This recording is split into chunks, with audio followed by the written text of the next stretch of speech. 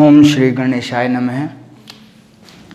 Theorem 8.7 theorem क्या कहती है कि if the diagonals of a quadrilateral bisect each other than it is a parallelogram.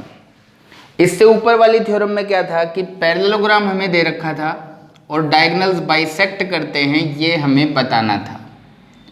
इस theorem के अंदर हमें क्या करना है कि इसके अंदर वो कह रहा है कि डायगोनल्स बाइसेक्ट कर रहे हैं और अब इसे पैरेललोग्राम प्रूव करो। उसके अंदर तो ये था कि डायगोनल्स बाइसेक्ट करते हैं, ये प्रूव करना था और ABCD एक पैरेललोग्राम था। ओके, तो ये उसका कन्वर्स है। इस बार हमें दिया हुआ है कि डायगोनल्स बाइसेक्ट करते हैं। डायगोनल्स के बाइसेक्ट करने का मतलब क्या हुआ कि OA OC के इक्वल है और OB OD के इक्वल है। और प्रूव क्या करना है कि ABCD इज ए पैरेललोग्राम। कैसे करेंगे देखिए, ये साइड इसके इक्वल आ जाएगी, गिवन है। ये साइड इसके इक्वल आ गई, गिवन है। और ये एंगल जो है वर्टिकली अपोजिट होने की वजह से बराबर हो गई। अब देखिए, side angle side, side angle side, दोनों ट्रायंगल साइड एंगल साइड से कॉन्ग्रुएंट हो गई। तो CPCT से ये वाला एंगल इसके इक्वल आ जाएगा, लेकिन ये दोनों एंगल अल्टरनेट हैं, इसलिए अल्टरनेट एंगल अगर बराबर हो जाते हैं तो लाइंस पैरेलल हो जाती हैं। ठीक, CPCT से एक चीज तो ये निकाली कि 5 6 के इक्वल।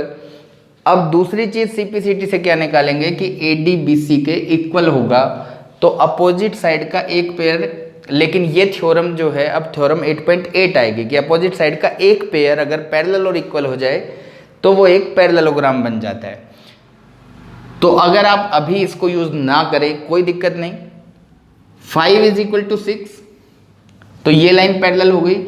अब इन दो ट्रायंगल्स को ले लेंगे हम, OC = OA and OB = OD। तो एंगल 3 एंगल 4 के इक्वल आ जाएगा।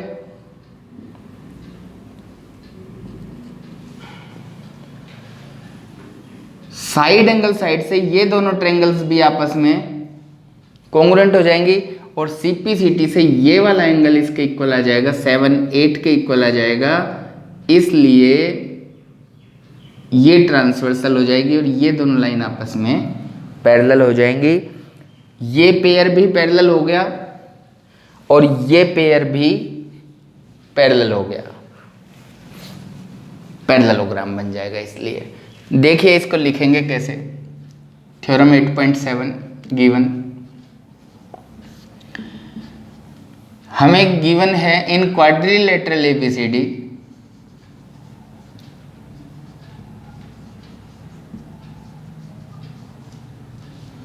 ABCD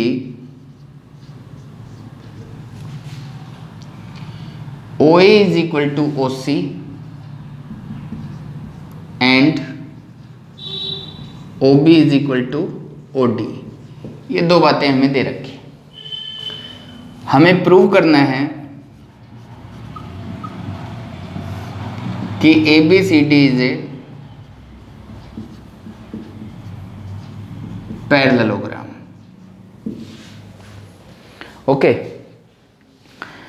if the diagonals of a quadrilateral bisect each other than it is a parallelogram. Proof देखिए इसका। इन दो ट्रायंगल को लेंगे पहले हम, कौन कौन सी, AOD एंड BOC। तो in triangle AOD and triangle BOC, देखिए मैंने एंड लगाया तो यहाँ कोई प्रॉब्लम नहीं है, मैं BOC लिखूँ, COB लिखूँ, OC भी लिखूँ, कोई दिक्कत नहीं।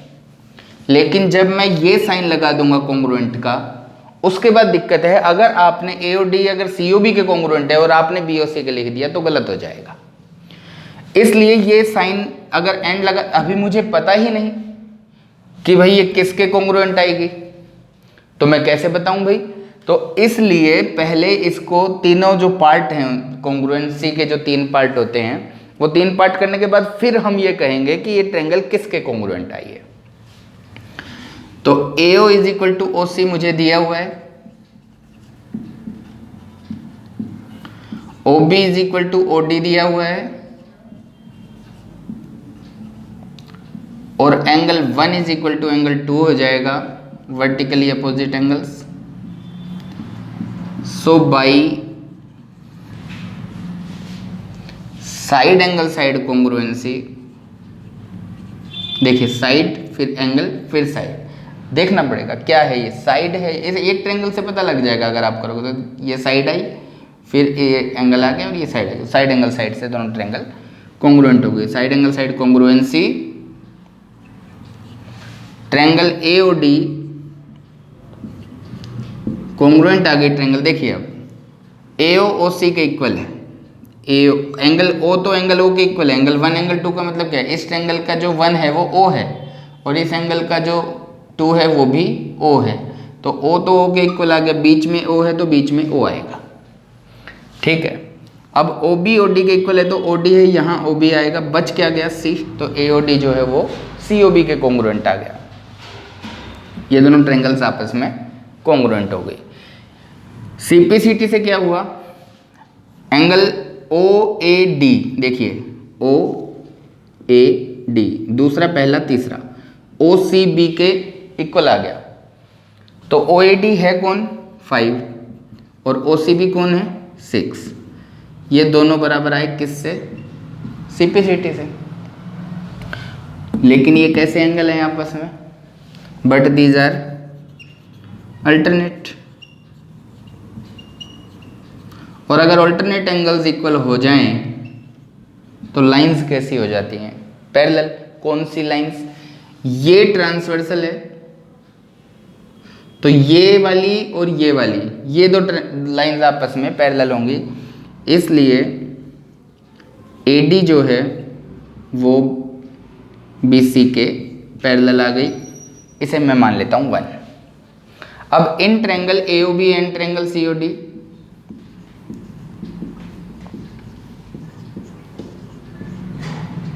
इन दोनों ट्रायंगल्स के अंदर OA is equal to OC, क्यों, गिवन, और OB is equal to OD, क्यों, गिवन।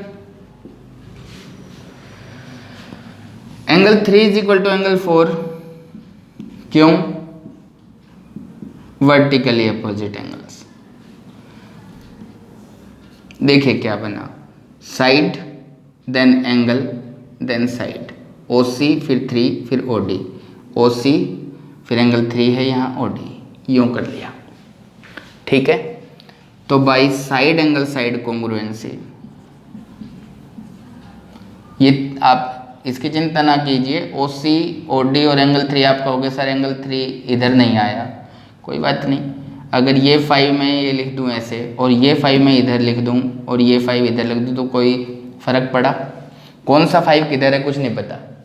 तो अगर दो चीज़ आपस में बराबर होती है, अगर मैं 3 4 के इक्वल लिख रहा हूँ तो मैं 4 इज इक्वल टू 3 भी लिख सकता हूँ, तो वहाँ कोई दिक्कत नहीं है इसमें। तो by side angle side congruency, triangle AOB ये कॉन्ग्रुएंट आ जाएगी COD के, कैसे, एंगल 3 और 4 तो O ही थे, तो जहाँ O है वहाँ तो O आएगा, और OB OD के इक्वल था, तो लास्ट के दो, ये लास्ट के दो इक्वल हो गए, और OA OC के था, OA OC के इक्वल था। तो ये जो तीनों चीज़ें हैं मेरे को यहाँ सेटिस्फाई करवानी पड़ती हैं, अगर हम इसे सेटिस्फाई नहीं करेंगे तो दिक्कत आएगी, फिर सवाल गलत होगा। तो AOB COD के कॉन्ग्रुएंट हो गई, तो CPCT से क्या आया, OCD, देखिए दूसरा पहला तीसरा, OAB OCD, तो ये था 7 और ये 8, तो इसका मतलब 7 इज इक्वल टू 8 आ गया, क्यों, CPCT CPCT अगर आपको ढंग से समझना है तो आप जहाँ थ्योरम 8.1 2 3 4 चारों करवाई हैं उस वीडियो के अंदर CPCT का बड़ा अच्छे ढंग से मैंने आपको बता दिया था। तो 7 = 8 बट दीज आर अल्टरनेट।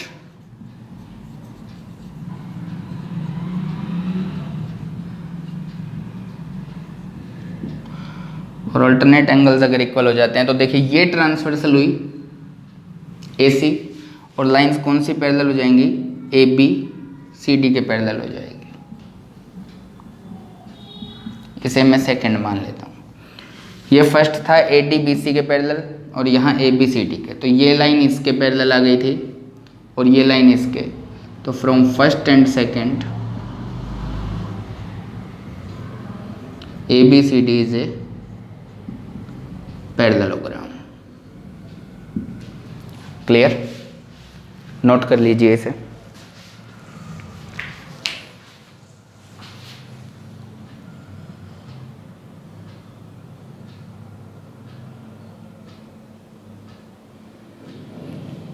ठीक है, फिर थ्योरम 8.8 हम अगली वीडियो में करते हैं।